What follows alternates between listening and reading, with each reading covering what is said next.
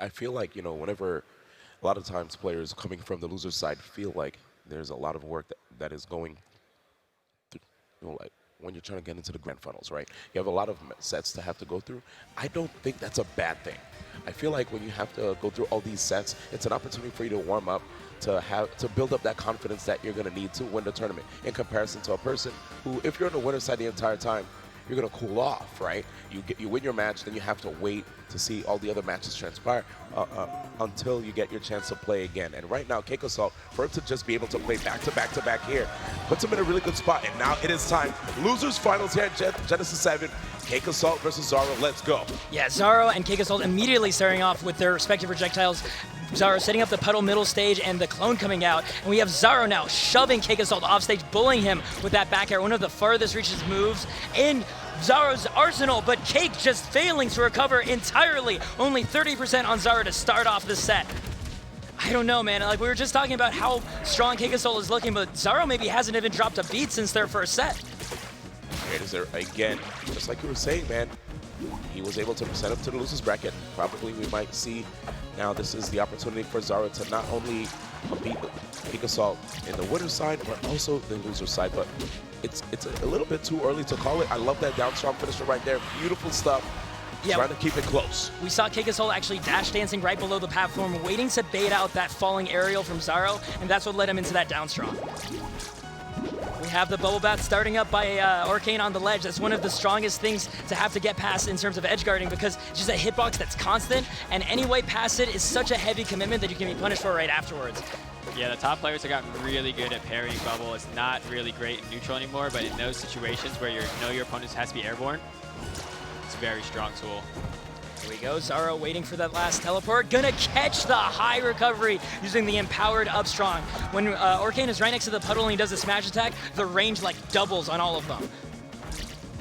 Beautiful zoning right now that we're seeing from Xaro. And I was gonna ask, you know, when it comes to these two characters, do you think that Xaro actually has an advantage when it comes to the character matchup, or he just understands CakeAssault's style of play?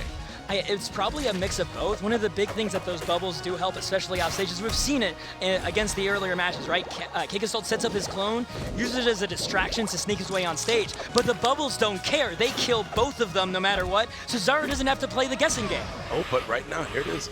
Actually taking him down to his last stock, but he has so much damage right now. 118. Are we going to see a big combo? Okay. No puddle on stage. Yeah, Xaro's got nothing, and he's going right down to the depths. That is the danger when you come back as Orcane. If you get shoved off stage before you get to set up that crucial puddle, that lifeline to the land, you are out of your jump, you're out of your air dodge, you're basically a dead fish in the air. So what was interesting there was, at his height, obviously, he could have side special and gone for a longer, slow recovery. I think with this amount of smoke that was on stage, I think Xaro might have thought he might have had a puddle. Yeah. I think he was like, oh, well, half the stage is covered. I'm not sure. I'm just going to up B here. He did not have a puddle. And that was it. That was the stock. Deception working in every possible way. That's one of the trickiest things that can happen, is when the cloud covers essentially the critical stage resource of your opponent. Because if your Abster's like, wait, where's my cloud? Where's my puddle? Where's Lily? There's so many different things that you need to know where it is to play your character properly. That's actually like super tricky right there. And CakeAssault unexpectedly taking that first game after such an amazing lead right there by Xaro. We're seeing Air Armada as Xaro's pick, and as I've mentioned before, CakeAssault is usually the player that counterpicks to these really small stages. But I think what Xaro's trying to take advantage of is really limiting the recovery options there. When you don't have a wall that goes all the way down, you can't wall jump and you can't make it back. And already Xaro taking the first stock off of that. Absolutely, that was such a smart counterpick right here. You see how limited it is when it comes to like the surface area that is available for him to use a wall jump, just like you were saying before. Big juggle right here, but Xaro getting out of that. Xaro finding that parry on the drop down, but not able to keep the combo going. Never mind, still putting up the pressure on the corner, and we're having those puddles ready to set up that bubble bath. Oh no. This is big. CakeAssault nearly dead off the top there at 100%. I don't think he's going to survive another down strong. Oh, just going to go for the dash attack for that parry punish. CakeAssault gets to live, set up his clone. Yep, and that clone giving an opportunity for a combo, but big stuff right here, and Xaro taking that stock. And Xaro still on all three of his stocks, looking as unstoppable as he did in the beginning of that previous game, undaunted by that comeback that CakeAssault pulled off. Yeah, even more so with this 2-stock lead that we're seeing here. Waiting. Controlling the stage so well, and manages to still come back on. Yeah, that's what Forsburn can do with the teleport up B, is he can actually still go through the stage. Does it again. Was that the clone or him? I am not sure. I've been watching CakeAssault for a year and a half now, and I still get mixed up. Oh, and the back air, though, going to take that first stock. CakeAssault setting up more smoke, and more importantly, getting that combust ready to go. If he's going to make a comeback, a confirm into combust will be one of the best ways to do it. Beautiful juggles again. Look at this, making it very difficult. After all this momentum that we've been seeing from Xaro, CakeAssault right now on a tear, but there's a puddle on stage, so if he does knock him off, he's able to come back. Look at this, trying to cover the right side of the stage here, and setting up the down strong to hit both Forsburns, and that's what Orcane brings to the table. So often, he doesn't have to play that guessing game. He gets to just let the bubbles rip. He gets to let that sliding down strong smear a hitbox across the lane of the stage and take out both of them at once.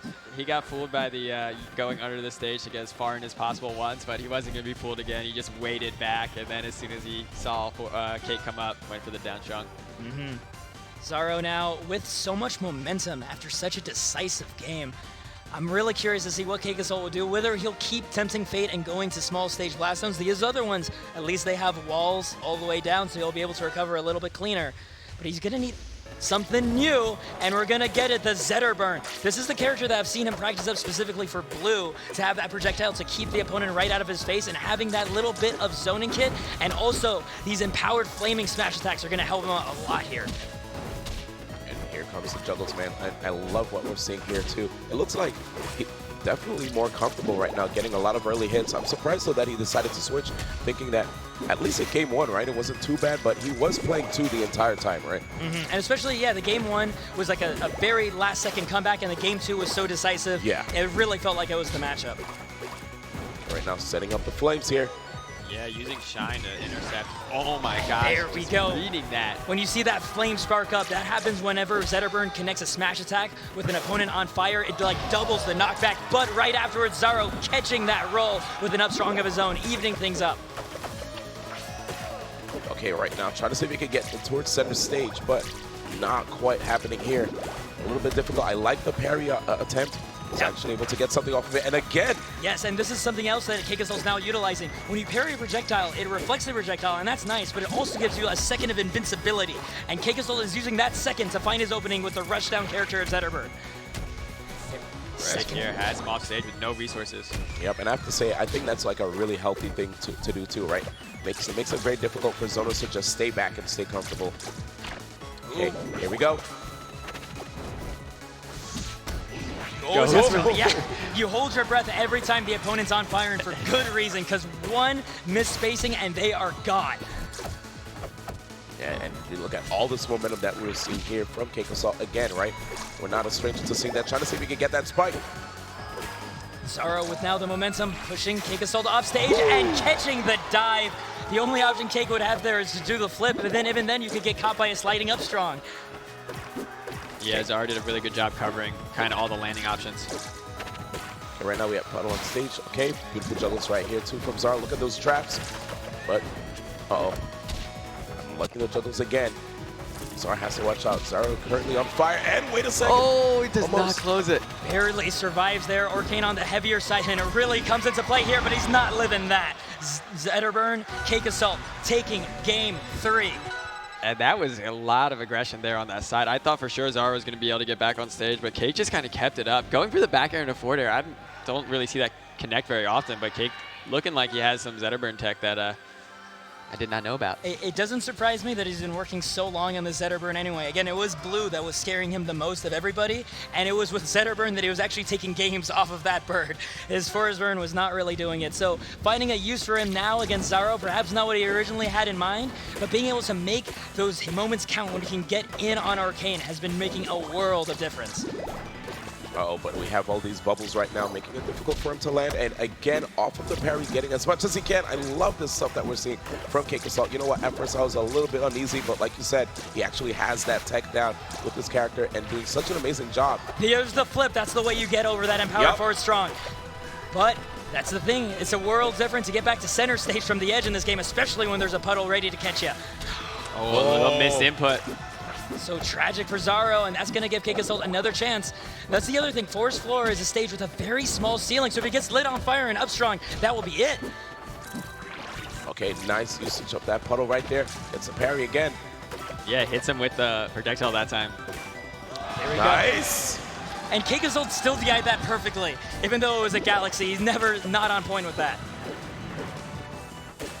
So that's just threatening right underneath the platform, making it very difficult for him to recover the right side. But here we go again. Intense moment right here. Nice. Catching the roll. Yes. And once again, another parry. CakeAssault is so good at guessing when Xaro wants to use projectile pressure. Still not getting the KO here, though. The big thing is Xaro hasn't managed to be caught on fire yet. There we go, finally dying at what, 180%? Yeah. Yeah, if you don't have your opponent on fire, it can be difficult to secure those KOs as Zetterburn. Exactly. Very, very important for him to go for that. And, you know, looking at this matchup, too, seeing how, you know, you have the puddle on stage, that can also just, like, basically let the opponent know where you're going to be recovering. So even though that can be an advantage as far as recovering is concerned, it can also be a disadvantage, too. Yeah, because then we've seen it already. CakeAssault sliding across the stage in the previous game to corner Xaro wherever he went. Xaro not even afraid that he's on fire, throwing out his down strong. Might as well if you're going to die to get to any smash attack.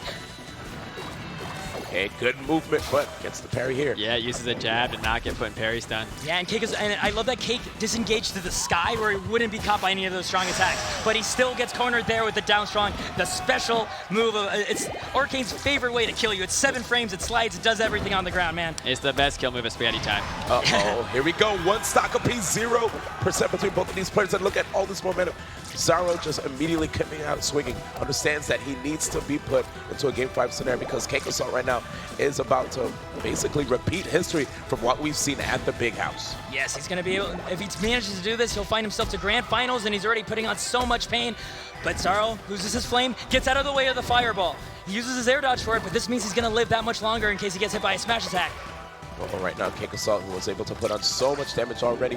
If you look at the percentages, Xaro over 100%. Very scary situation, but beautiful. And there it is, ladies and gentlemen, a 3-1 victory. CakeAssault does it yet again. We saw how reserved Xaro was with that bubble butt, right? Just drifting backwards with that forward air. And the one time he brings out that game, CakeAssault already goes all the way to the other side of the stage and snatches it with that up strong. That was incredible.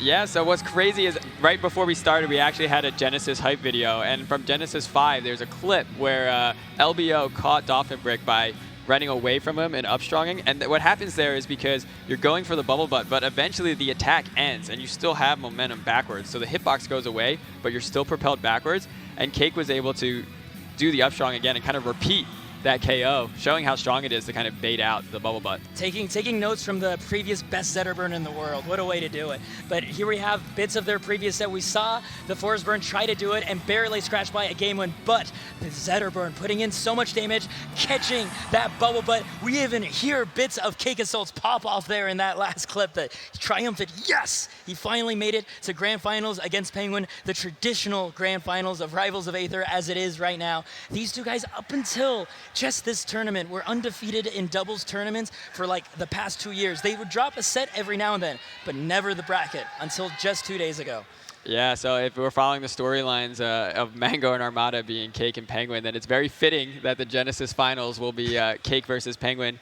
I think the biggest thing I want to say about Xaro, though, coming in here is we saw how big that pop-off was from Cake, and then we also saw how close the set was with Penguin. I've never seen both of them like kind of so shook by like a player who's outside of like the top 4 of what we've seen at tournaments. So Xaro came in, being an online player, had a great showing at Big House, like we discussed, but he just kind of scares everyone to the point where I thought in both those sets that he had a really good chance of winning. He was up in games on Penguin. Penguin was able to clutch out, up in games on CakeAssault as well. The Zetterburn did not look like super 100% win for Cake. It was very much looking like it could have gone either way. So congrats to Xaro on 3rd. That's a huge placement. I think he's going to have a great year if he's able to attend more events in 2020.